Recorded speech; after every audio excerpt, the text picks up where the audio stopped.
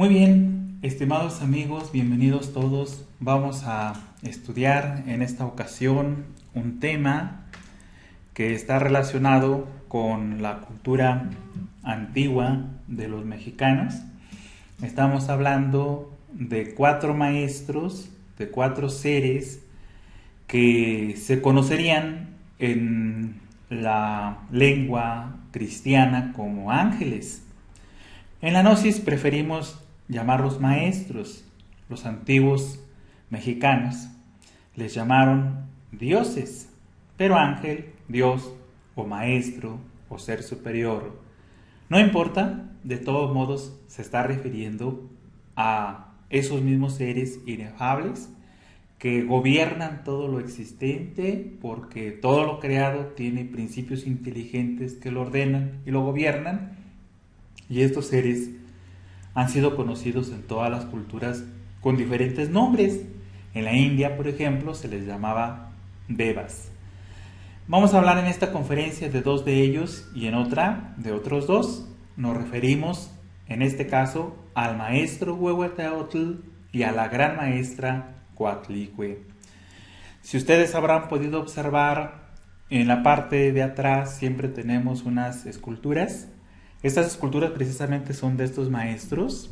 Aquí tenemos al maestro Huehueteotl, del que vamos a hablar ahorita. Y también tenemos, aunque no se ve, a la maestra Coatlicue. Aquí están, ahí se ve detrás el maestro Tlaloc, que vamos a hablar en otra conferencia. Y el maestro Ejecatl también lo tenemos aquí. Bueno, pues siempre nos acompañan en todas las clases y pues el día de hoy vamos a ahondar en estos temas tan interesantes porque nos hablan de fuerzas, nos hablan de cosas de la naturaleza, nos hablan de principios inteligentes, nos hablan de cosas de nuestro ser. Todo eso nos habla estas ideas, estos nombres maravillosos que nos dejaron en la cultura azteca o mexica o náhuatl, como se le ha llamado. Muchos nombres recibe, en todo caso son los antepasados de México. Y vamos a empezar hablando de Huehueteotl. Huehueteotl quiere decir Dios viejo del fuego. Por eso lo observamos con figura de ancianito, con sus arruguitas y su cara como un venerable anciano. Para nuestros antepasados resulta de que el anciano era la máxima autoridad. Tanto en los mayas como entre los aztecas estaban los gobernantes, la clase gobernante y la clase de sacerdotes, pero arriba de la clase de gobernantes y la clase de sacerdotes estaban el Consejo Supremo de Ancianos. Ellos ordenaban a los gobernantes, corregían a los sacerdotes. Así que un anciano viene a representarnos mucha sabiduría, mucho conocimiento, mucha experiencia. Eso es lo que nos viene a simbolizar. Es un sinónimo de sabiduría. Así que cuando hablamos de Huehueteotl, de ahí viene también, por ejemplo, el ahuehuete, un árbol que parece que tiene muchos años, un árbol viejo. Huehueteotl es pues el dios viejo, pero relacionado con el fuego. Y esto es de por sí muy interesante porque estos 4 dioses de los cuales vamos a hablar se relacionan cada uno con un elemento. Huehueteotl con el fuego, Coatlicue con la tierra, Tlaloc con el agua y Ejecatl con el viento. Entonces todo esto nos viene a dar sabiduría portentosa, conocimientos trascendentales. Así que el dios viejo del fuego es Huehueteotl y viene a representar muchas cosas al mismo tiempo. No es algo así fijo, permanente, estático, no. Cuando uno habla del dios viejo del fuego, de repente estamos hablando de las fuerzas de la naturaleza que están representadas con el fuego del rayo, el fuego de los volcanes, el fuego con que calentamos nuestra comida, las calorías que en el cuerpo se encuentran, todo eso lo representa Huehueteotl. Pero también representa Huehueteotl a una parte de nuestro ser, y representa un gran maestro, y representa un fuego especial, sagrado, que cada ser humano posee en estado latente y que puede despertar. Los aztecas lo adoraron siempre con el sagrado nombre de Huehueteotl, que correctamente significa, traducido, Dios viejo, es lo que quiere decir. ¿Y a qué se refiere? Por una parte, pues se refiere al bendito anciano de los días, de los cuales hablaron mucho los cabalistas hebraicos. Se refiere al Padre que está en secreto, del cual nos platicara el gran Kabir Jesús de Nazaret. Es el mismo. Así que este ancianito que carga sobre su cabeza un brasero en el cual se quemaban maderas de ciprés o de cualquier árbol para representar ese fuego sagrado, este es la representación del anciano de los días. Ese es el Padre que está en secreto, del Maestro de Maestros, Jesús de Nazaret. Ese es el antiguo secreto del Popol Vuh, cuando nos habla de antiguo secreto y antigua ocultadora. Ese es antiguo secreto, el Padre. Pero hay que saber que cada quien tiene su propio Padre individual, su propio ser particular. O sea, cada uno tiene su propio Huehueteotl, su propio Dios viejo. Está ahí en las profundas reconditeces de nosotros, esperando que nos unamos a Él, que acabemos con todo eso que nos hace horribles y feos, o sea, nuestros defectos psicológicos.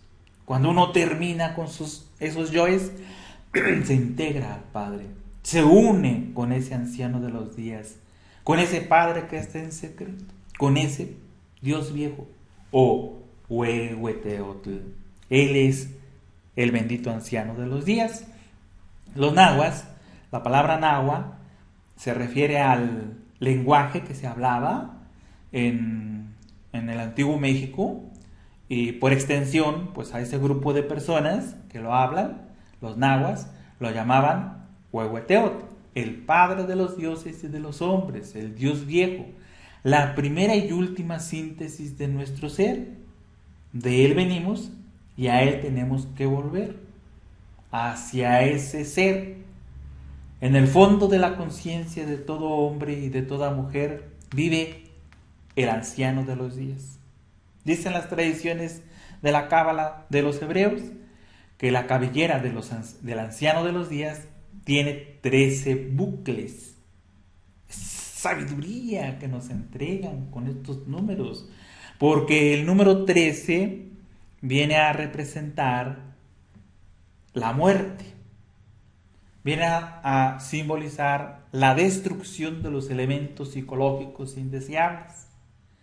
Entonces, lo que nos tratan de decir es que para acercarnos al Padre, para acercarnos a esa chispa divina e inmortal, necesitamos nosotros de morir en sí mismos.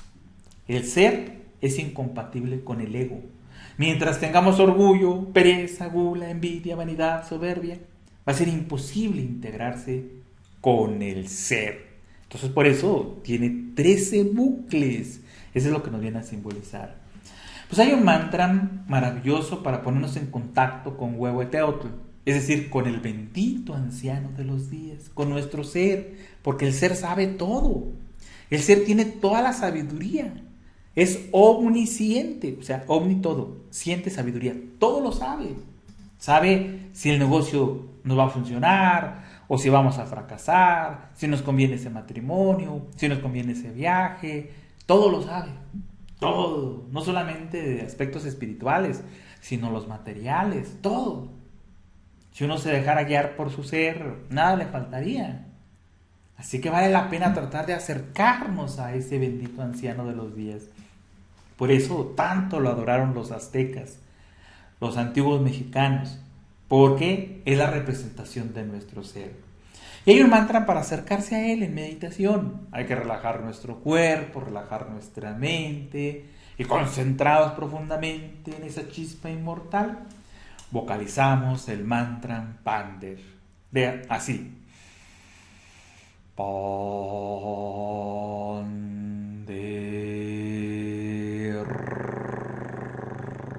Todos, vamos a vocalizarlo. Si no pueden, en el lugar donde se encuentran, mentalmente, pero todos vamos a vocalizar con mucha emoción.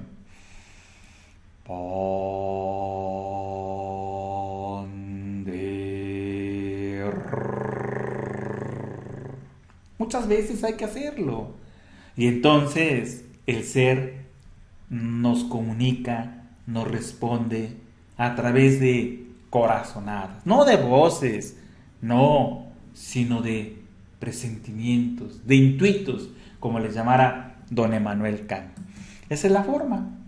Pero además de que Huehueteotl representa a nuestro Padre, también representa el elemento natural, o sea, el fuego que se encuentra en todo lo existente. En cada átomo existe ese fuego que lo mantiene vivo, que lo sostiene. Ese es Huehueteotl también. Es lo mismo que los cristianos denominaron Inri. Inri es el fuego.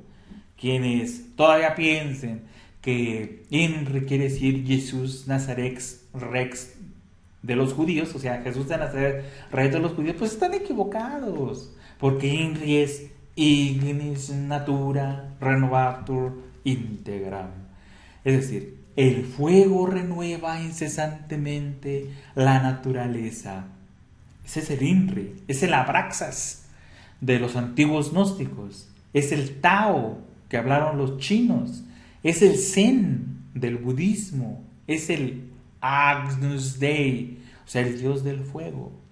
Es la representación de Huehueteotl. Es un fuego especial, un fuego que nosotros necesitamos desarrollar, un fuego que necesitamos expresar, un fuego que se encuentra ahí dormido en el interior del hombre, del ser humano, y que necesitamos despertar.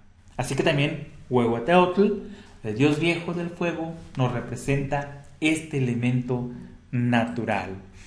Y fíjense que también Huehueteotl es un maestro, un ser que como nosotros estuvo lleno de defectos, pero se perfeccionó, logró desintegrar todos sus elementos psicológicos indeseables, hizo la tarea a la cual nosotros venimos aquí al mundo, y entonces se transformó en un individuo sagrado.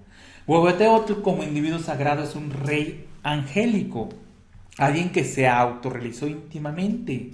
En hebreo se le conoce como un malachim, porque son los que rigen el mundo causal. Está el mundo físico, luego el mundo vital, luego el mundo astral, luego el mundo mental y luego el mundo causal. Los ángeles que gobiernan el mundo causal se les llama en hebreo malachim y son los reyes de la naturaleza. Son los que gobiernan el fuego, el agua, el aire y la tierra y todo nacimiento de planta, de los ríos, las montañas, las flores, los árboles, los arbustos y todos los principios anímicos que existen en ellos, porque no es algo muerto. Ese es un malachim. Pues Huehueteotl, el dios viejo del fuego, es un rey de la naturaleza, bajo cuya rectoría trabajan billonadas y trillonadas de salamandras del fuego, o sea, esas criaturas elementales que habitan en el fuego.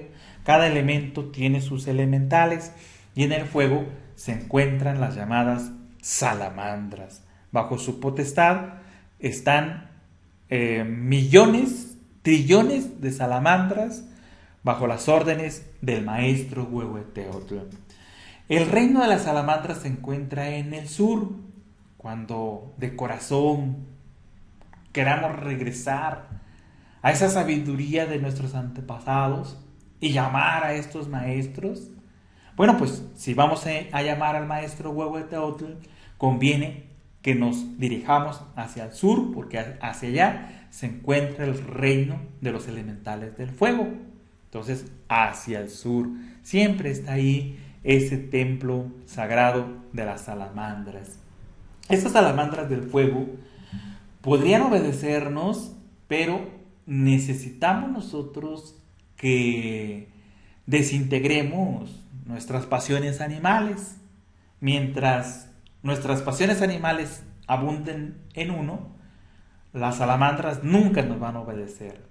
También otro defecto psicológico que entorpece el dominio de las salamandras es la ira. La ira irrita a las salamandras del fuego. Son dos defectos con los cuales tenemos que trabajar muy intensamente si queremos penetrar en la sabiduría del fuego. Bueno, pues Huehueteotl tiene su nahual. La palabra nahual es traducida como disfraz. Nahual quiere decir muchas cosas. También es una palabra que se traduce como elemental, fíjense. Un nahual es un elemental de la naturaleza. Pero también nahual son personas que se dedican a las ciencias ajenas y pueden transformar sus cuerpos en animales o en lo que quieran. Ese también se le llama nahual. Hay blancos y hay negros. Y también nahual se traduce como disfraz esotérico. Los maestros como Anael tiende a disfrazarse esotéricamente como una paloma. Casi todos los maestros de la gran fraternidad blanca acostumbraban a transformarse en tigres para manifestarse en el mundo físico tridimensional. Por eso los tigres siempre fueron considerados como sagrados en todas las culturas del mundo. Nadie mataba a los tigres porque pensaban que era un maestro, o por lo menos el sacerdote o piachi de la tribu. Así que eran respetadísimos. Y el nahual esotérico de Huehueteotl es la serpiente de fuego. Esta serpiente de fuego está alegorizada en muchas partes de la sabiduría mexicana. En la Piedra del Sol, por ejemplo, rodean los cuerpos de dos serpientes de fuego, el disfraz esotérico del dios viejo del fuego. Están las serpientes abriendo sus fauces y sus cuerpos están formados con llamaradas. Son serpientes de fuego, símbolo de ese fuego que hay que despertar. Ese fuego que los orientales llamaron Kundalini. Ese fuego sagrado que los apóstoles se les manifestó en el fuego sagrado del Pentecostés. Ese fuego es un fuego que está latente en nosotros y que está relacionado con la Madre Divina. Entonces, todo esto nos representa Huehueteotl.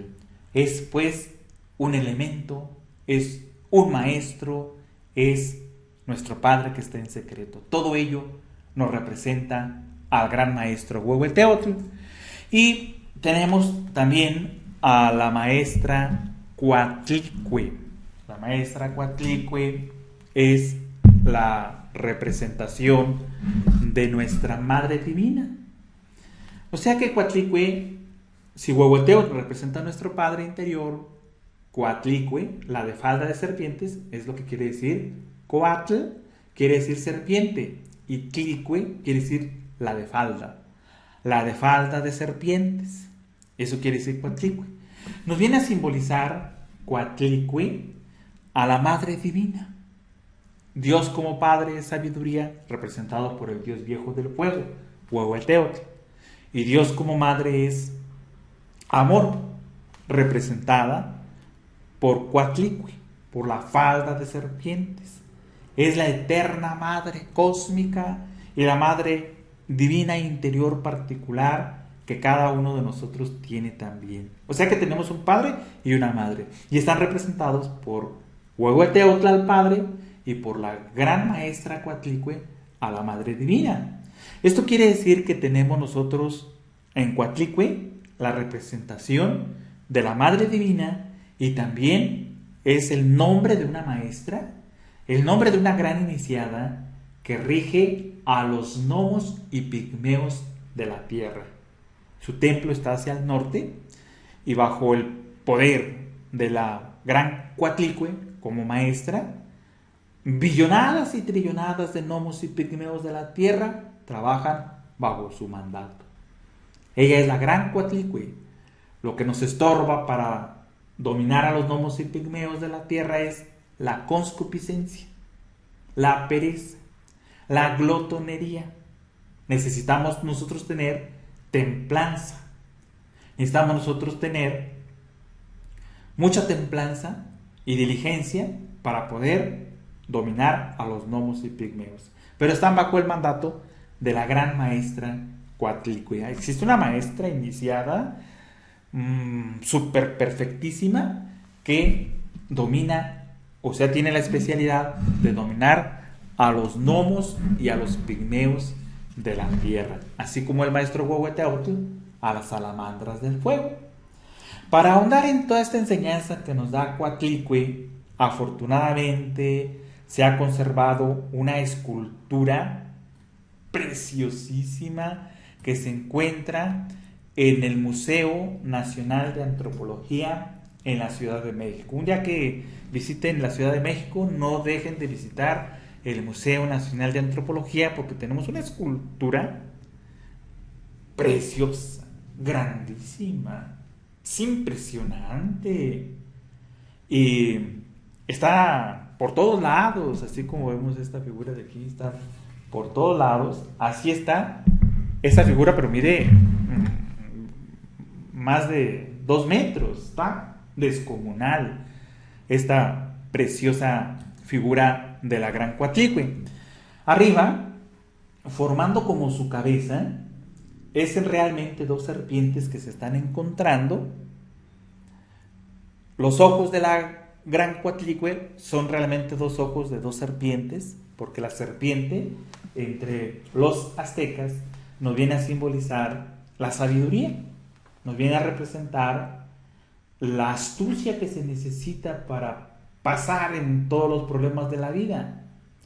Nos representa el eterno principio femenino divinal, nos representa a la mujer. La sabiduría está representada por la serpiente, por eso nuestros antepasados le rindieron mucho culto a la serpiente, no como un símbolo como estamos acostumbrados, así como de maldad, no, sino de sabiduría. Y por eso encontramos a 2 serpientes encontrándose, una con la otra, con sus fauces abiertas, sus colmillos y su lengua, para formar la cabeza de Coatlicue. ¿Y por qué está formada por 2 cabezas de serpiente? Porque nos viene a representar a Omexihuatl y Ometecuhtli. Ome quiere decir 2, Tecuhtli, señor, o sea, el señor de la dualidad. Y Cihuatl quiere decir señora, la señora de la dualidad. El señor y la señora de la dualidad están representados por esas 2 serpientes que forman la cabeza de la falda de serpientes, de la gran madre de Coatlicue. Bueno, pues el señor de la dualidad es nuevamente la representación de nuestro Padre, y la señora de la dualidad es la representación de nuestra Madre Divina. Estos principios ahí están.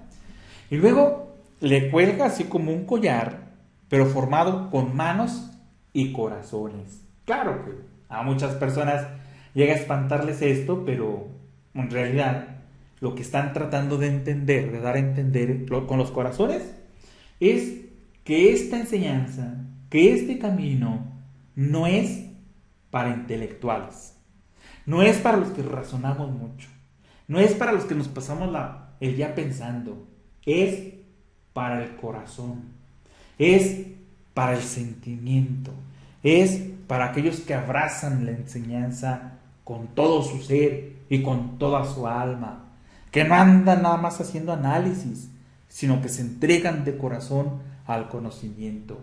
Y las manos están hacia arriba, como implorando, como suplicando, indicándonos la humildad, indicándonos que no somos nada, que somos gusanos de la tierra, que se arrastran en el lodo del mundo, y que necesitamos ayuda de la divinidad, que necesitamos ayuda de lo superior, de lo divino. Por eso esas manos pidiendo, suplicando, implorando ayuda. Y para esto necesitamos eliminar el orgullo, no creernos tan autosuficientes, tan engreídos, tan autoimportantes. Eso es lo que nos pide, lo que nos señala esta escultura aquí representada.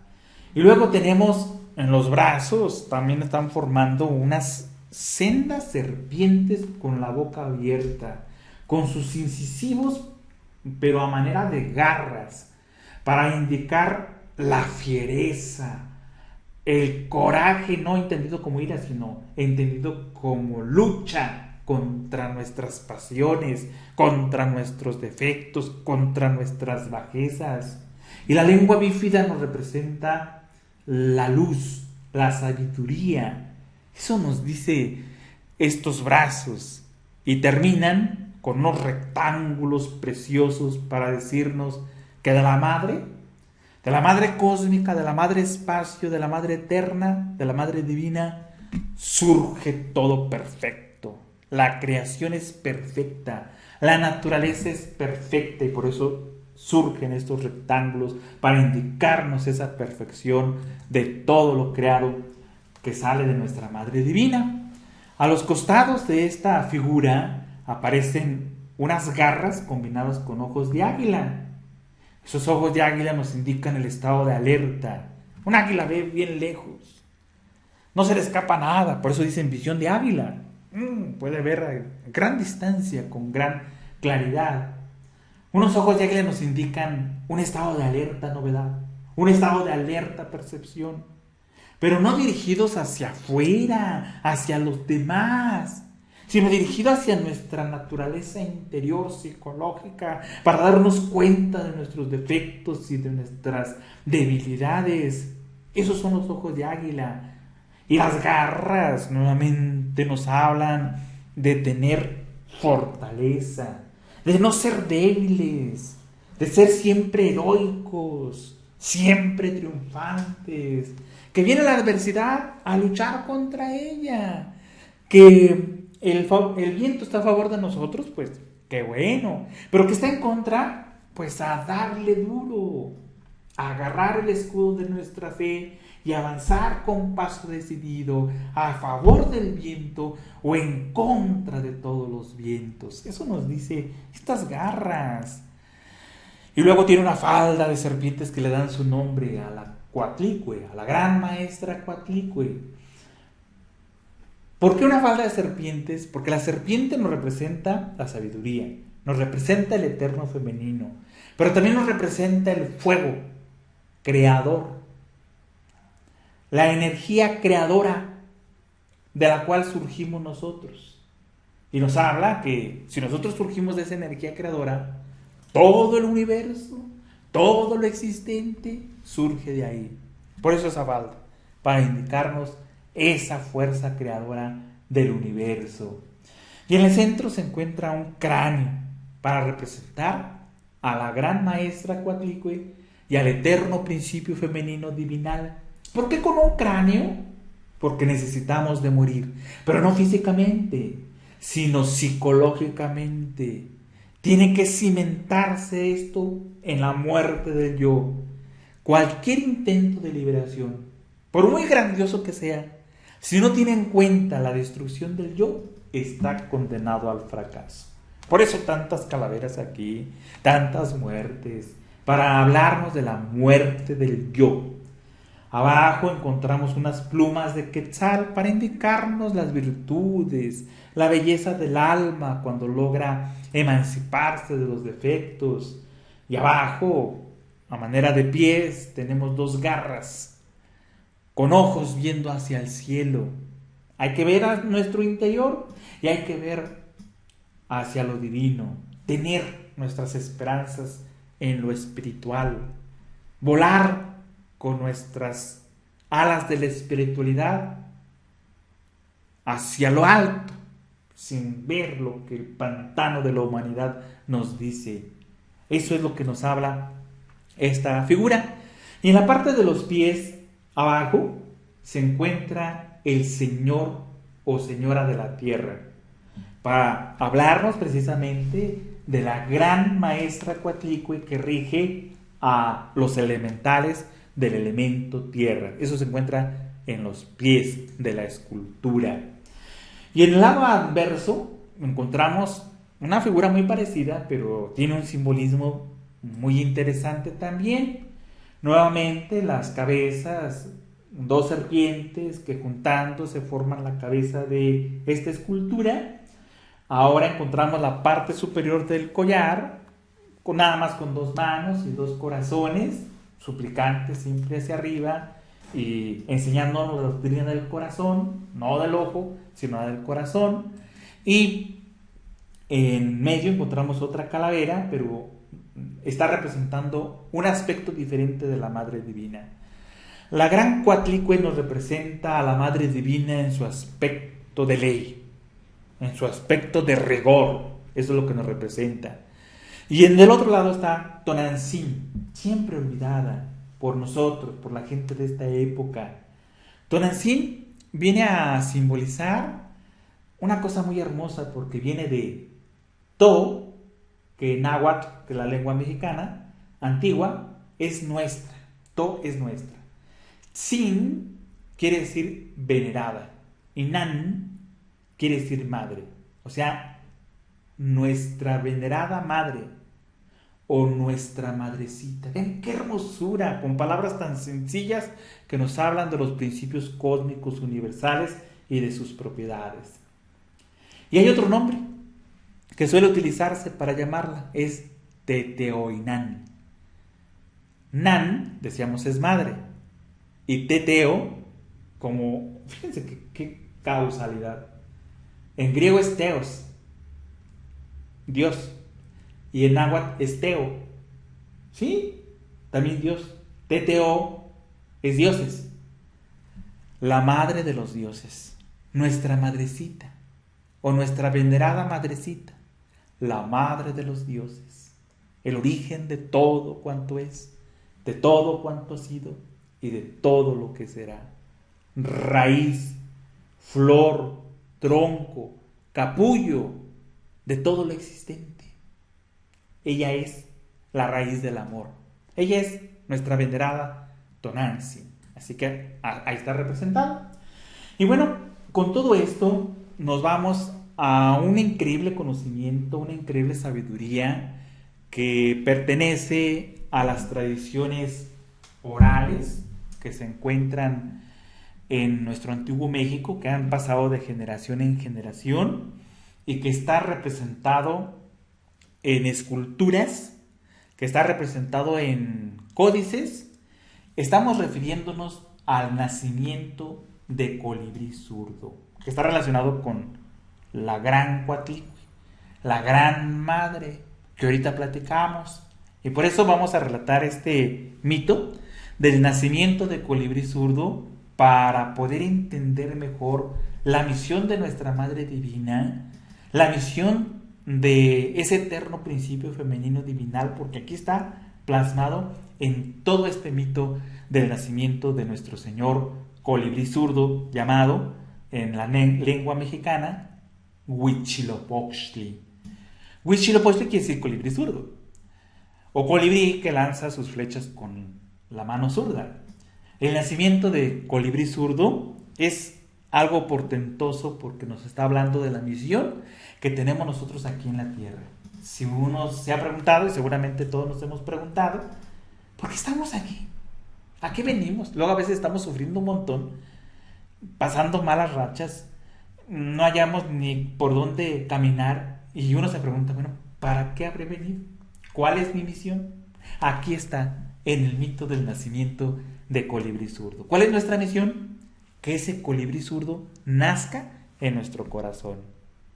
Así como Jesucristo nació en Belén, así debe de nacer en nuestro corazón también. Así como Jesús murió y resucitó, así debe de nacer el Cristo en nuestro corazón, debe de morir y debe de resucitar glorioso. Todo eso en nuestro interior. Jesús nos viene a enseñar la doctrina del Cristo íntimo. Y Colibrí Zurdo, o nuestro Señor Huitzilopochtli, es el Cristo mismo, el Cristo íntimo, el Cristo interior. Si allá en Tierra Santa el gran maestro Jesús de Nazaret representó al Cristo íntimo, aquí en México lo representó Colibrí Zurdo. Y habla el mito del nacimiento del Cristo íntimo, o sea, de cómo lograr que nazca en nuestro corazón. Eso es lo que dicen nuestras leyendas, eso es lo que dicen nuestros códices, eso es lo que dicen nuestras estelas y nuestros monolitos sagrados. Así que vamos a adentrarnos en esta sabiduría milenaria y nos dice: mucho honraban los mexicas. Mexica es como mexicano, es la palabra. A Colibrí Zurdo. Mucho honraban los mexicas o mexicanos a Colibrí Zurdo.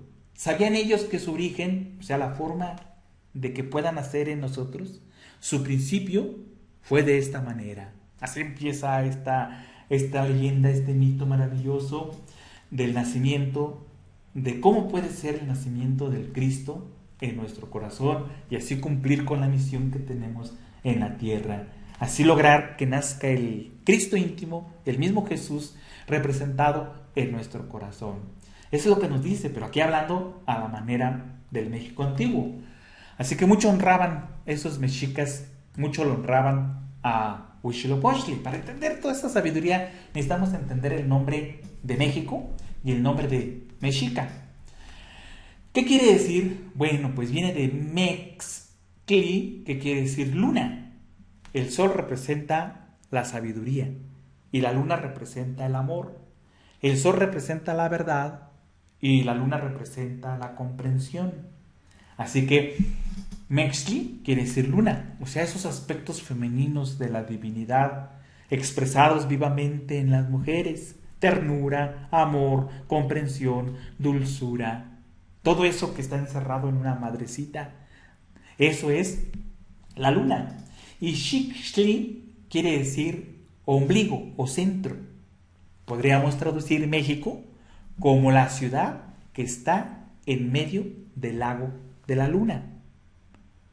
Un mexica es aquel que logra estar en medio del amor, que logra estar en medio de las cosas del corazón, que dirige sus pasos por lo que le dicta su corazón y no su mente.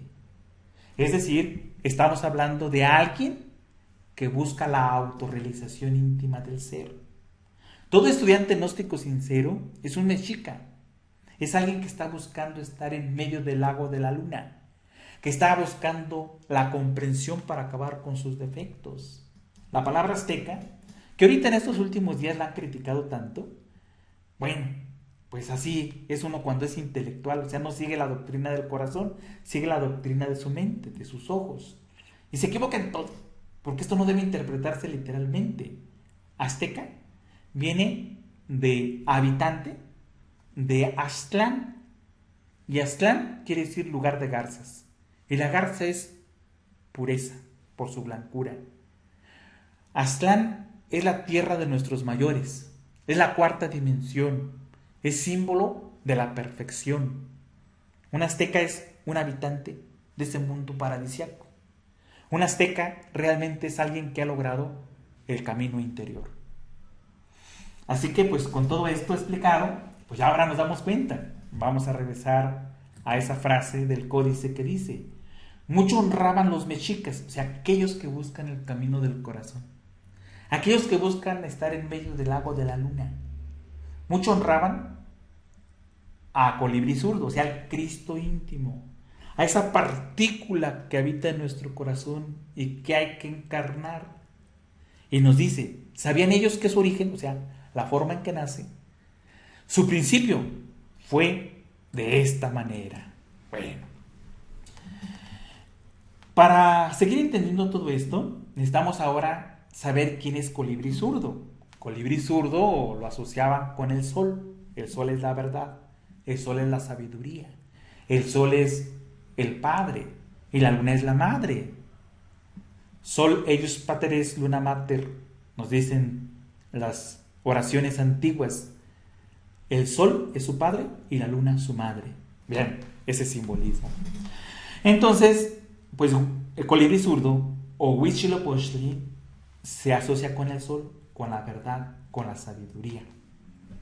Se consideraba como patrono de la guerra, pero piensan muchos que se trata de la guerra esa de matarse y de sacrificios humanos y todo lo demás. No, amigos, no. Se trata de una guerra interior, se trata de una guerra psicológica, la lucha contra nuestros defectos. ¿Acaso creen que es fácil enfrentarse a la vanidad? ¿O enfrentarse al orgullo? Es bien difícil. Es una lucha, es una guerra. Por eso el Cristo íntimo se le asocia con la guerra. Pero no con la guerra esa de los cuchillos y los rifles, sino la guerra en contra de nuestro interior. A esa guerra. Por eso el nombre, vean, ¿qué simboliza? Huitzilopochtli o Pochtli. El maestro Samael en su libro de Doctrina Secreta de Anáhuac nos dice que Opochtli quiere decir el que lanza las flechas con la mano izquierda. Válgame. Pues, ¿qué es lo que nos quieren decir con todo esto? Las flechas, o los dardos, o las lanzas, son el símbolo de la fuerza dirigida para desintegrar nuestros defectos. Pero para poder desintegrar nuestros defectos necesitamos trabajar con el lado izquierdo. El lado derecho es el sol, el lado izquierdo es la luna. El lado derecho es el padre, el lado izquierdo es la madre. El lado derecho es sabiduría y el lado izquierdo es amor, comprensión. Y es que no se puede desintegrar un defecto psicológico si no lo comprendemos. Si no sabemos cómo funciona, si no sabemos de qué se alimenta, si no entendemos sus estructuras, cómo controlan nuestros centros de la máquina humana. Por eso Pochtli quiere decir el que lanza las flechas con la mano izquierda. O sea, que el Cristo íntimo es el que nos enseña a acabar con nuestros defectos psicológicos. Es el que nos da la didáctica para destruir al yo. Por eso es zurdo. ¿Y por qué colibrí? ¿Por qué el símbolo de colibrí? Esto nos lleva a las enseñanzas de la muerte de nuestros antepasados de México. Porque aquellos que morían en el campo de batalla, no en la guerra física, no. Contra esa guerra hay que estar en contra. Nos decía Gandhi que necesitamos de la no violencia, que el odio engendra más odio y que la violencia engendra más violencia. Nuevamente Gandhi nos decía, eso de ojo por ojo vamos a quedar tuertos. Así que no estamos refiriendo a esa guerra. Después de que alguien moría en el campo de batalla, después de pasar por sus procesos, después de la muerte, se convertía en un colibrí.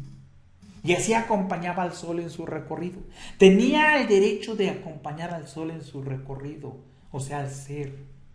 Pero ¿quiénes son los que mueren en el campo de batalla? El campo de batalla es la vida, amigos.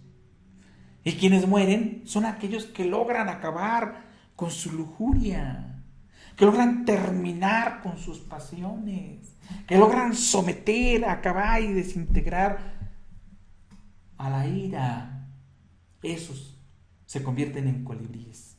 Así que el colibrí nos representa esa esencia liberada, esa esencia pura. Ya entendemos entonces que los mexicas adoraban, o sea, los que anhelan entender el camino del corazón, anhelaban y adoraban al Cristo íntimo, a colibrí zurdo. Ya lo estamos entendiendo. ¿Y por qué era el dios de la guerra interior? Bueno, sigue diciendo este códice que los mexicas, o los que siguen el camino del corazón, adoraban a Huitzilopochtli, o sea, colibrí zurdo. Ya entendimos por qué colibrí, porque representa la esencia liberada, y zurdo porque nos enseña el camino de la muerte del yo a través del estudio y comprensión de los defectos. Así era su origen. Ese origen fue en la montaña de las serpientes. Coat es serpiente, Tepec es cerro, el cerro de las serpientes. Por el rumbo a Tula, que representa el paraíso. Estaba ahí viviendo, habitaba una mujer, precisamente, de quien estamos hablando el día de hoy, de nombre la de falda de serpientes, o Coatlicue, símbolo de nuestra madre. Era madre de los 400 urianos, ¿sí? De 400 hijos, y de una hermana de estos, de nombre la de cascabeles en las mejillas, o Coyolxauhqui, en náhuatl. Así que vamos a ir interpretando todo esto que está aquí. En el Cerro de las Serpientes, rumbo a la cuarta dimensión, rumbo al paraíso, o Tula, habitaba una mujer, la madre divina, la de falda de serpientes, Coatlicue, que era madre de 400, y una hermana mayor que se llamaba la de cascabeles en las mejillas. Coatepec, o el Cerro de las Serpientes, simboliza el camino hacia el Padre, hacia la verdad, hacia la luz. Siempre ha estado representado por una montaña o un cerro, porque es muy difícil subirlo así sin sogas, sin nada de eso. Es muy peligroso, muy difícil. Así es el camino interior. Un mirar atrás y se extravía uno en el camino, se cae. Entonces, cuando dice que en el cerro de Coatepec, en el Cerro de las Serpientes, rumbo a Tula, porque aquel que busca ese camino interior hacia el Padre está cerca de esos mundos superiores de conciencia. Ahí habitaba una mujer de nombre la de falda de serpientes, madre de 400, y una llamada la de cascabeles en las mejillas. Entonces ese Cerro de la Serpiente es el camino hacia la iniciación. La serpiente es sabiduría. Así que el Cerro de las Serpientes es allá en el Cerro de las Serpientes, o sea, aquellos que trabajan por llegar al Padre, aquellos que trabajan por la iniciación, bueno, esos son los que están en el Cerro de Coatepec, cerca de Tula. Tula es el mismo Toyán, la isla de cristal, la tierra de Apolo, la cuarta dimensión, la ciudad paradisiaca, símbolo de la autorrealización íntima del ser. La iniciación es lo que nos lleva a la autorrealización íntima de nuestro Padre. Allí está la Madre Divina, la de falda de serpientes, la gran Coatlicue, siempre vigilándonos, siempre orientándonos, siempre guiándonos por el camino que debe de ser, por el camino correcto, porque el hijo infiel, aquel que se olvida de su madre, se extravía y cae en el error. Así que hay que acordarnos de nuestra madre. Pero también nos representa la madre como el fuego sexual.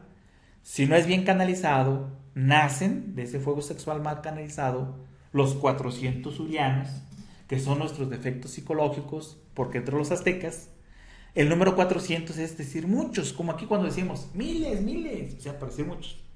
Como el sistema azteca es vigesimal, o sea, está basado en 20 veces 20 son 400. O sea, muchos, incontables, porque se dice que hay 400 estrellas, o sea, incontables estrellas.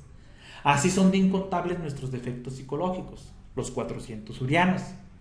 Y la de cascabeles en las mejillas, o adornada con cascabeles en las mejillas, es este símbolo de voluptuosidad sexual. Es decir, que está representando a nuestra lujuria. La hermana mayor, porque es el defecto más fuerte de todos, la lujuria. Y aquí está representada por esta preciosa escultura que podemos ver con sus cascabeles en las mejillas a la gran Coyolxauhqui, que es la lujuria, la pasión animal, el fuego negativo. Ahí está. Y esa Coatlicue, la Madre Divina, ahí hacía penitencia. Fíjense qué enseñanzas tan profundas nos entregan, porque la penitencia verdadera es esto que hace Coatlicue. No es irse de rodillas ahí sangrando que para hacer una manda, o que irse caminando al rancho fulano. No, eso no son penitencias, eso es dañar nuestro cuerpo. La verdadera penitencia es lo que hacía aquí, barría, tenía a su cargo barrer, porque la mejor penitencia es destruir los defectos. Eso es lo que hace la Madre Divina.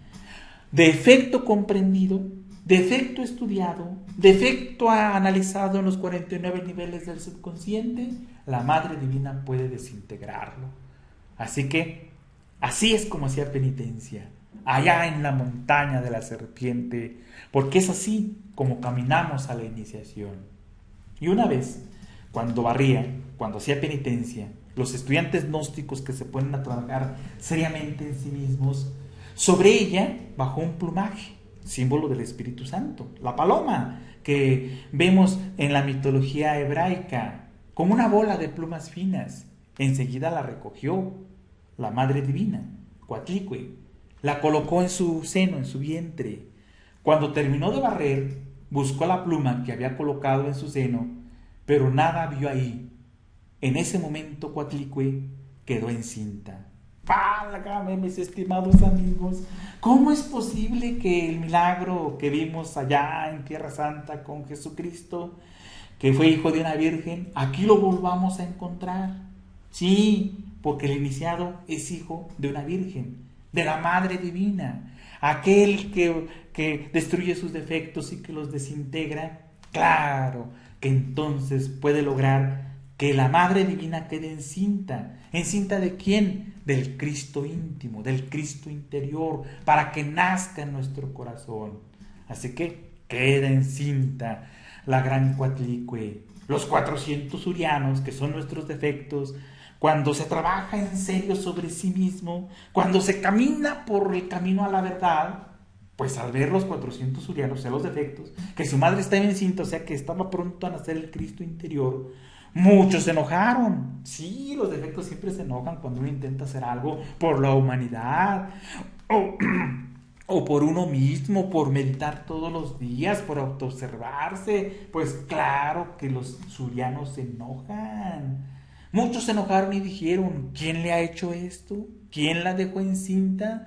Nos afrenta, nos deshonra. Así están los yogis en nuestro interior cada vez que hacemos una meditación. Y su hermana, la lujuria, la Koyolsauski, les dijo: hermanos, ella nos ha deshonrado. Hemos de matar a nuestra madre, la perversa que se encuentra ya encinta. ¿Quién le hizo lo que lleva en su seno? Es así la lujuria, la pasión, la madre de todos los la hermana mayor de todos los defectos. Siempre incita a que nos degeneremos, a que caigamos en lo peor, en las peores aberraciones, en los peores defectos. Esa es la que está ahí de intrigosa, nuestra lujuria. Cuando supo esto Coatlicue, la Madre Divina, cuando se enteró de que querían matarla, mucho se espantó, mucho se entristeció, pero su hijo, Colibrí Zurdo, que estaba en su vientre, la confortaba y le decía: no temas, yo sé lo que tengo que hacer. O sea, esa es la voz del silencio, la voz del Padre que nos dice lo que tenemos que hacer. Esas corazonadas que nos indican el camino a seguir y que muchas veces no le hacemos caso. Por eso vale la pena relajar nuestro cuerpo y nuestra mente para que lleguen esos intuitos, esos valores del ser, esa voz del silencio que nos decía Blavatsky. Cuando uno sabe escuchar esa voz del silencio, esa voz del hijo, esa voz de Huitzilopochtli o de Colibrí Zurdo, bueno, pues uno se puede tranquilizar. Ya nada le afectará. Podrá seguir en este mundo tan perverso, firme, fuerte, hacia adelante. Por eso dice: hablando oído Coatlicue las palabras de su hijo, mucho se consoló, se calmó su corazón, se sintió tranquila. Y entre tanto los 400 urianos, o sea los defectos, se juntaron para tomar acuerdo. Sí, porque los defectos se juntan unos con otros.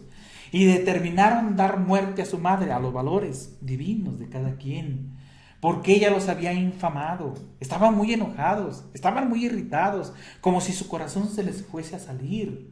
Así están nuestros defectos, queriendo dominarnos siempre, queriendo que los alimentemos siempre. Y la lujuria mucho los incitaba, avivaba la ira de sus hermanos, porque la lujuria es como el agua de los peces. Los peces serían los defectos y el agua es la pasión. Cuando uno le quita el agua a los peces se mueren. Cuando uno le quita la lujuria, cuando uno la desintegra, los defectos empiezan a morir. Así que pues los avivaba la ira de sus hermanos para que mataran a su madre, o sea, los valores del ser.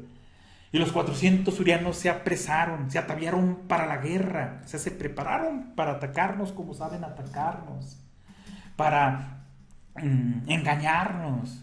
Pero uno de ellos, llamado el águila que está de pie, que era parte de los 400 surianos, otra enseñanza trascendental nos dicen en este mito, el águila que está de pie. Decíamos que el águila es símbolo de vigilancia, símbolo de atención, y que está de pie, que está alerta. Es el tercer estado de conciencia que necesitamos para destruir al ego.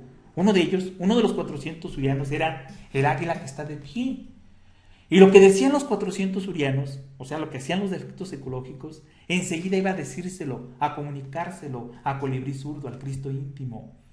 Y el Cristo íntimo le respondía, ten cuidado, está vigilante, tío mío, bien sé lo que tengo que hacer. Eso es lo que le decía. O sea, incitarnos al tercer estado de conciencia, a vivir de momento en momento, de instante en instante, estar en un estado de acecho místico, de ver cada cosa que se manifiesta en nuestro interior. Ese es el águila que está de pie, que obedecía a Colibrí Zurdo. Y cuando finalmente estuvieron de acuerdo los yoes, estuvieron resueltos los 400 surianos a matar, a acabar con su madre. Luego se pusieron en movimiento, los guiaba la lujuria, la de cascabeles en las mejillas. Iban bien robustecidos, así los tenemos, de gordos, ataviados, guarnecidos para la guerra. Se distribuyeron entre sí sus vestidos de papel, todos los engaños que tiene el ego, las falacias, que nos hace pensar que estamos trabajando y no estamos haciendo nada, que nos hace que estamos ayudando a una mujer y lo que pasa es que la lujuria nos carcome. Así es. Su anecuyotl, su ceñidero, sus ortigas, sus colgajos de papel pintado, se ataron campanillas en las pantorrillas, o sea, todos esos trucos para la guerra, para engañarnos, para someternos, para mantenernos dormidos. Las campanas llamadas Oyaguali, sus flechas tenían puntas barbadas, todas las técnicas que tiene el ego para engañarnos. Luego se pusieron en movimiento, iban en orden, en fila, en ordenado escuadrón.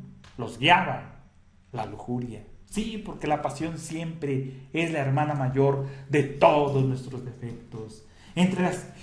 Pero águila que está de pie, el estado de alerta novedad, el estado de alerta percepción, subió enseguida a la montaña para hablar desde allí a nuestro Cristo íntimo y le dijo, ya vienen, porque el estado de alerta nos permite ver los manejos del agregado psicológico, todos sus engaños, todos sus mecanismos, todas sus formas de alimentarse.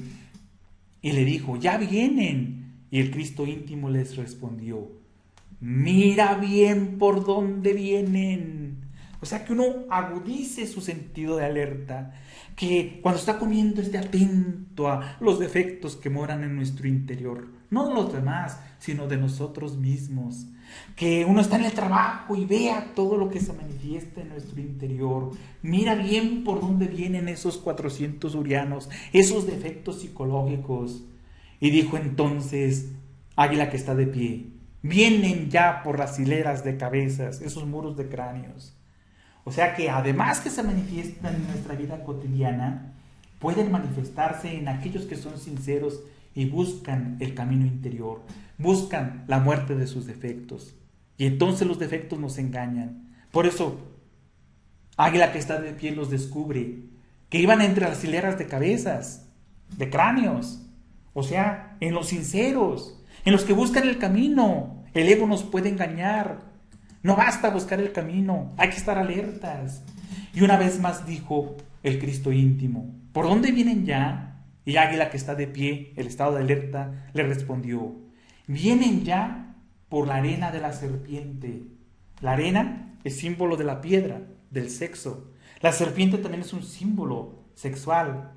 Nos habla de los yoes que están muy asociados con el sexo, de los yoes que están muy arraigados con el aspecto sexual, la masturbación, la pornografía, el adulterio, los yoes infrasexuales que todos tenemos.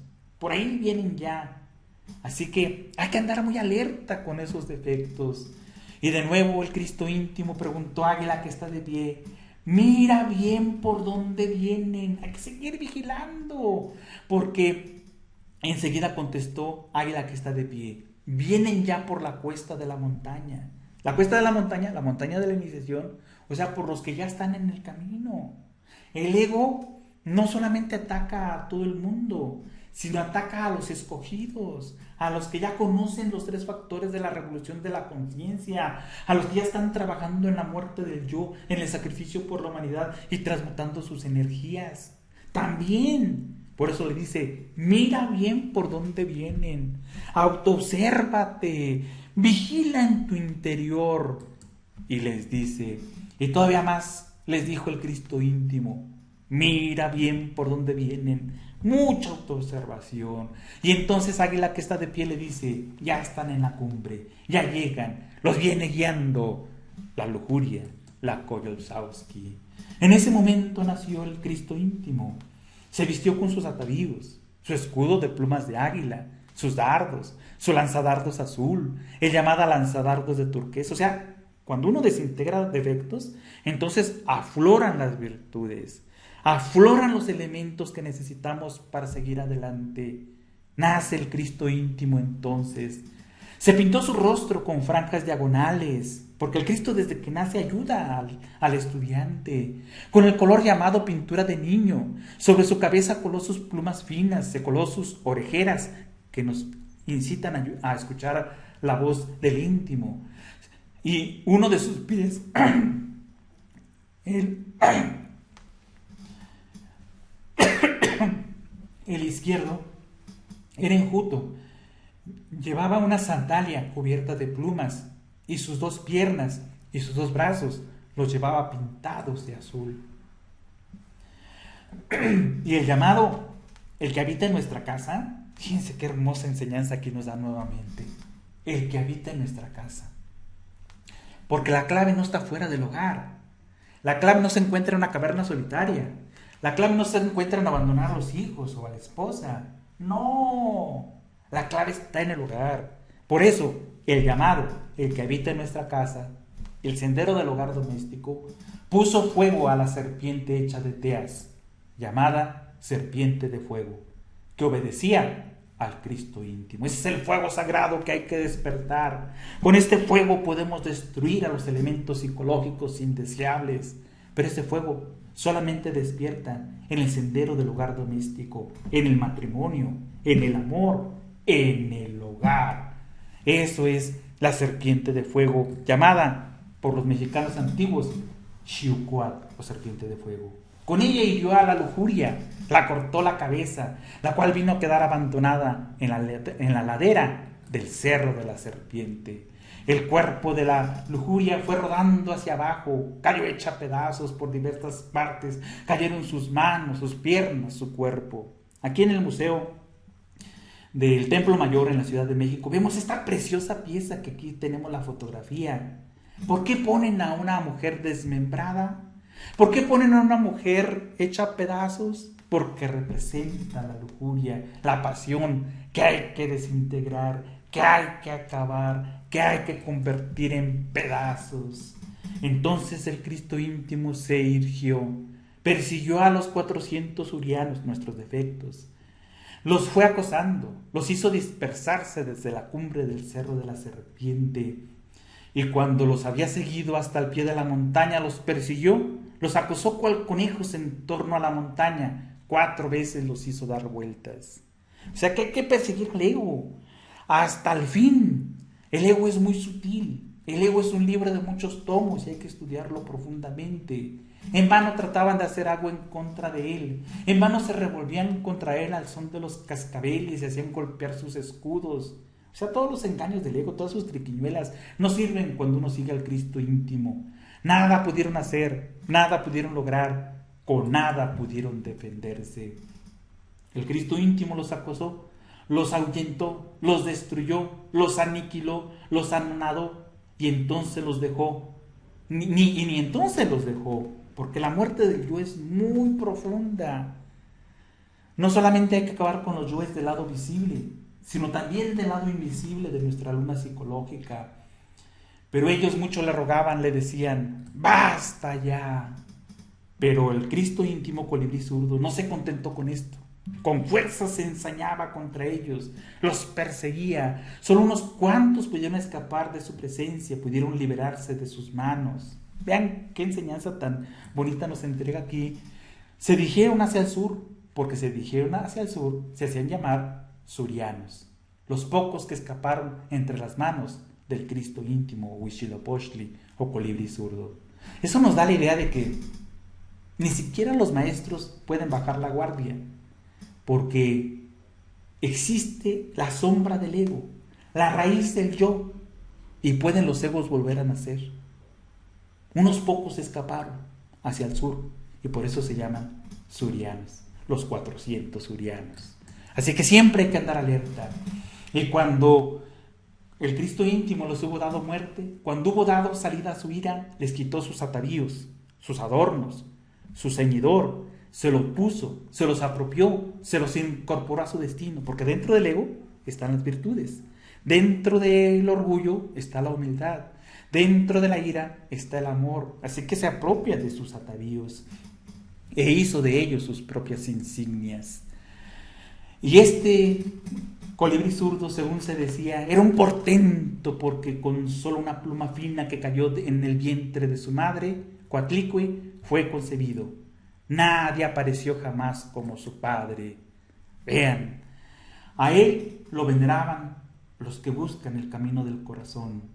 Así nosotros debemos de venerar al Cristo íntimo, debemos de venerar esa partícula divina que habita en nuestro corazón. Hay que hacerle sacrificios, pero los sacrificios que busca colibrí zurdo es sacrificar nuestra lengua viperina. Es cuando uno quiere criticar y someter la lengua. Es cuando uno quiere humillar y entonces bendecir. Esos son los sacrificios que hablan nuestros antepasados. Lo honraban y servían.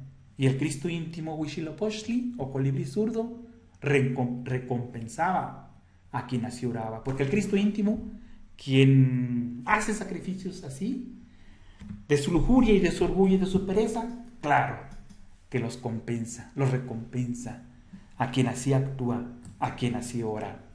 Y su culto, su sabiduría, su conocimiento fue tomado de ahí, del cerro de la iniciación, de la montaña de la serpiente, como se practicaba desde mucho antes que apareciera este mito, desde los tiempos antiguos.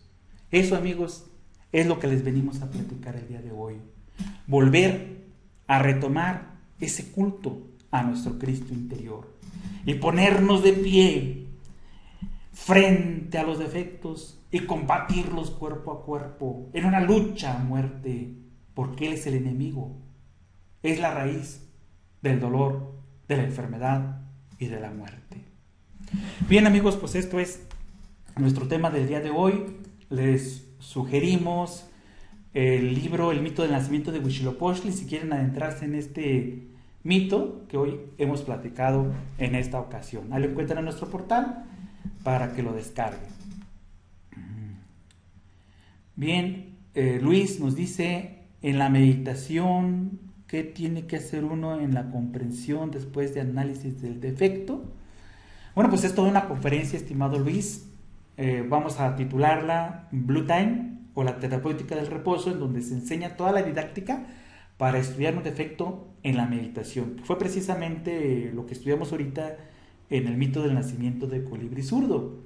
Se estudia el defecto, se comprende y luego se suplica a la gran Coatlicue o a la gran madre o a nuestra madre divina interior, no importa bajo el nombre que sea, que destruya esos elementos psicológicos indeseables. Ese es el trabajo en síntesis, pero es toda una conferencia. Nos dice Luis otra vez, cuando hay un incendio en un bosque y se queman los árboles, también afecta a los elementales, y también el fuego es en la tercera dimensión, o también afecta a las otras dimensiones, cuarta, etcétera, y no es afectada. Bueno, estimado Luis, los elementales, pues claro, son afectados porque se les quita su casa, donde habitan. Obviamente se afectan de esa manera. Pero los elementales siguen existiendo en la cuarta dimensión El incendio en el mundo físico, tridimensional, porque vivimos en un mundo de 3 dimensiones, pues obviamente lo puede afectar el fuego, como un incendio de un bosque. Claro, afecta porque son sus casas, pero ellos siguen sus procesos evolucionando para poder algún día llegar al estado humano. Alma Liliana y Vicente, muchas gracias, muy interesante conferencia, bendiciones. Carmen, muchas gracias por la conferencia. Buenas noches, Elisa. Hermosa sabiduría la de esta noche. Buenas noches y bendiciones a todos. Carlos y Lupita, buenas noches, muchas gracias por esta conferencia, muy interesante. Dice Tulancingo, ¿hay algún mantra para contactar a nuestra Madre Divina o alguna oración? Qué buena pregunta nos hace el Instituto Cultural Quetzalcóatl de Tulancingo Hidalgo, muy cerca de Tula, del que hablamos ahorita. Hay una oración que es la que hablamos ahorita, Tonantzin Teteuinán, o sea, nuestra madrecita, la madre de los dioses. Oh madre mía, ven a mí, ven a mí. Esa es una preciosa oración que podemos realizar para invocar a nuestra Madre Divina. También el mantra Is, el nombre egipcio de la Madre Divina, es un mantra para llamar a nuestra Madre Divina. De hecho, pues hay muchísimas prácticas para llamar a la Madre Divina. No se olviden de participar los miércoles a la 1 de la tarde y a las 9 y a las 8 de la noche, porque vamos a ver oraciones a la Madre Divina como la de Oh Isis, Madre del Cosmos, Raíz del Amor, tronco, capullo, raíz y flor de todo lo que existe, y eso se hace en meditación. Aquí está, Tonantzin Teteuinán, oh madre mía, ven a mí, ven a mí. Maximino, qué bonita conferencia, gracias por la enseñanza, buenas noches. Elena, instructor, que simboliza una serpiente negra, gracias y bendiciones por todos los esfuerzos por nosotros. Pues puede simbolizar muchas cosas. La serpiente en sí representa la sabiduría, representa la Madre Divina, pero en sí tenemos dos grandes serpientes. La serpiente tentadora del Edén, que simbolizaría precisamente a la de cascabeles en las mejillas, a la Coyolxauhqui, y a la serpiente que sanaba a los israelitas en el desierto, que representa a la serpiente de fuego con que el Cristo íntimo decapitó precisamente al fuego negativo o la Coyolxauhqui. Rosario, gracias por la enseñanza, saludos y bendiciones a todos. Alice, muy interesante, muchas gracias por la conferencia. José Luis, muchas gracias, buenas noches a todos. Fania, gran experiencia de conciencia esta noche. Carlos y Lupita, próxima semana horario de verano. Qué bueno que nos recuerda Carlos y Lupita. Amigos, la próxima semana cambiamos en México de horario de verano a horario de invierno, así que no se olviden de ajustar sus horarios en cualquier parte que nos escuchen y nos vean, para que no se pierdan de las actividades de la próxima semana. Ya en nuestro portal ponemos ahí los cronómetros para que ajusten a su localidad. María Canábal, muchas gracias por la enseñanza, excelente explicación de la enseñanza y qué fuerte es la lucha contra tantos urianos. Saludos a todos. Exactamente, María Canábal, esa es la idea que se quiso dar a entender con la plática de hoy. María Corina, muchas gracias por tan interesante conferencia. Buenas noches, Jesús y Patricia. Muchas gracias, buenas noches. Fernando Salgado, buenas noches, gracias por la enseñanza, al comprender y entender nuestros defectos y lograr convertirlo en polvadera cósmica. Nos ayuda con la ley de causa y efecto. Gracias. Gab y Omar, estimado instructor, nuestros antepasados iban al templo de Manilalco a desintegrar los yoes para convertirse en colibrís. Bueno, todos los templos, estimado Gab y Omar, todos los templos son centros de enseñanza, pero el trabajo en la muerte del yo es en el día a día, el campo de batalla, la lucha que debemos de sostener contra los defectos es en todos lados. Por eso vemos en el mito que estaban cerca de la ladera, por la arena de las serpientes, por el muro de cráneos, o sea, en todos lados. El trabajo con la muerte del yo es en el trabajo por ganarnos el pan de cada día, en la escuela, en la casa, con los amigos, en todas partes. Allí es donde debe de operarse el trabajo, pero todos los templos son centros de enseñanza en donde nos entregaban esta sabiduría, este conocimiento. Así que no duden, estimados amigos, que esta sala de videoconferencias a la cual están asistiendo es como un templo de Maninalco, o un templo de Chapultepec, o un templo en donde, como en el pasado asistíamos, ahora asistimos a recibir este conocimiento.